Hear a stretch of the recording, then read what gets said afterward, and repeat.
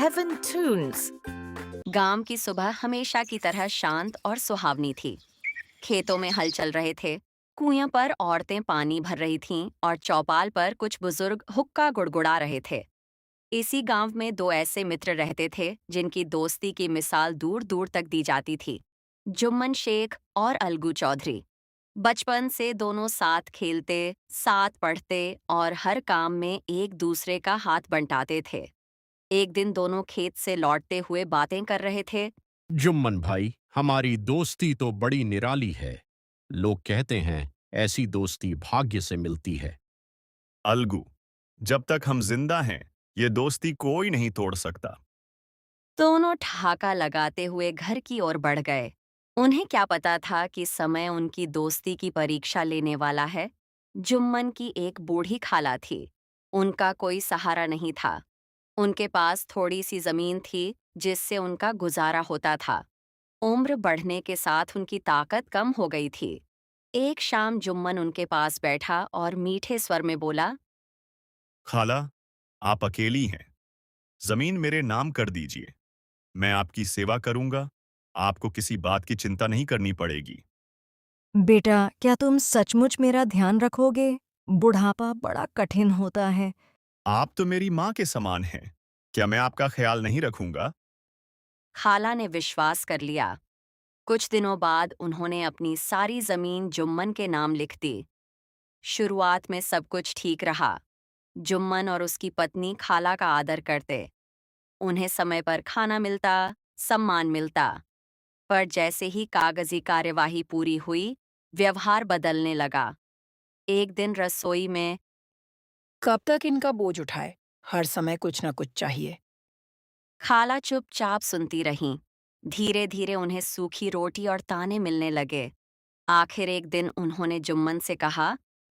बेटा, अगर तुम्हें मेरी सेवा भारी लगती है तो मुझे हर महीने थोड़ा खर्च दे दो। मैं अपना गुजारा खुद कर लूंगी। मैंने कोई वादा नहीं किया था कि तुम्हें अलग से खर्च दूंगा। जमीन अब मेरी है। यह सुनकर खाला की आंखों में आंसू आ गए। पंचायत की पुकार अपमानित खाला ने पंचायत बुलाने का निश्चय किया। वह लाठी टेकती हुई गांव-गांव गईं। गांव वाले इकट्ठा हुए, पंचायत बैठी, सरपंच चुनने की बारी आई। खाला, आप किसे पंच बनाना चाहती हैं? मैं अलगू चौधरी को सरपंच बनाना चाहती हूँ। जुम्मन के चेहरे पर हल्की मुस्कान आ गई। अब तो फैसला मेरे ही हक में होगा। पंचायत शुरू हुई। अलगू सरपंच की आसंदी पर बैठे। उनके चेहरे पर गंभीरता थी। खाला, आप अपनी बात कहिए। बेटा, मैंने अपनी जमीन इस भरोसे पर दी कि बुढ़ापे में सहारा मिलेगा। अब मुझे रोटी भी ठीक से नहीं मिलती। जुम्मन, तुम क्या कहना चाहते हो? मैंने कोई अन्याय नहीं किया। खाला बेवजह शिकायत कर रही हैं। अलगू के मन में उथल-पुथल थी। एक ओर बचपन का मित्र, दूसरी ओर न्याय। कुछ देर मौन रहने के बाद उन्होंने दृढ़ स्वर में कहा। पंच के सामने न कोई दोस्त होता है न दुश्मन। जुम्मन, तुम्हें अपनी खाला का पालन पोषण करना होगा। यदि ऐसा संभव न हो तो हर महीने खर्च देना होगा। गांव में सन्नाटा छा गया। पंचायत समाप्त हुई, पर दोस्ती की दीवार में दरार पड़ चुकी थी। अलगू, तुमने दोस्ती का यही बदला दिया। अलगू शांत रहे। समय बीता। अलगू ने अपना एक बैल समझू साहू को बेच दिया। चौधरी जी, मैं 1 महीने में पैसे दे दूंगा। लेकिन समझू ने बैल से खूब काम लिया।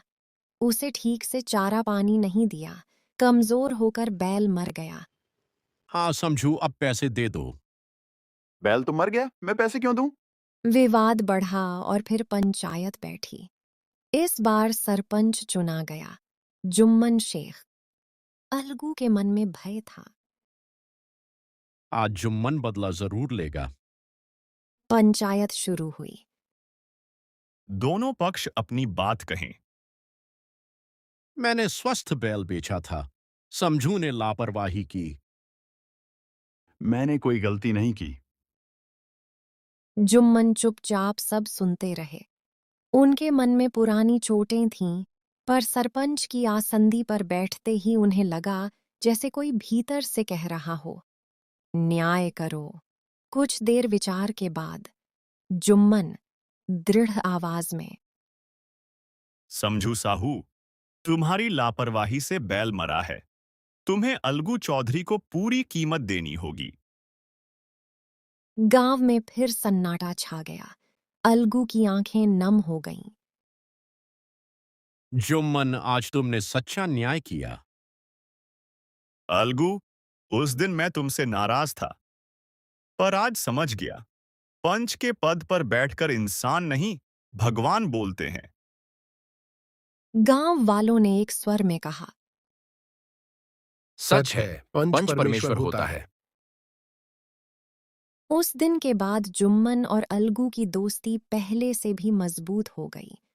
उन्होंने समझ लिया कि सच्ची मित्रता वही है जो न्याय से ऊपर न हो। इस कहानी की शिक्षा: जब कोई व्यक्ति जिम्मेदारी के पद पर बैठता है तो उसे अपने निजी संबंधों, भावनाओं और स्वार्थ से ऊपर उठकर निर्णय लेना चाहिए। न्याय ही सबसे बड़ा धर्म है और सचमुच पंच के हृदय में परमेश्वर का वास होता है।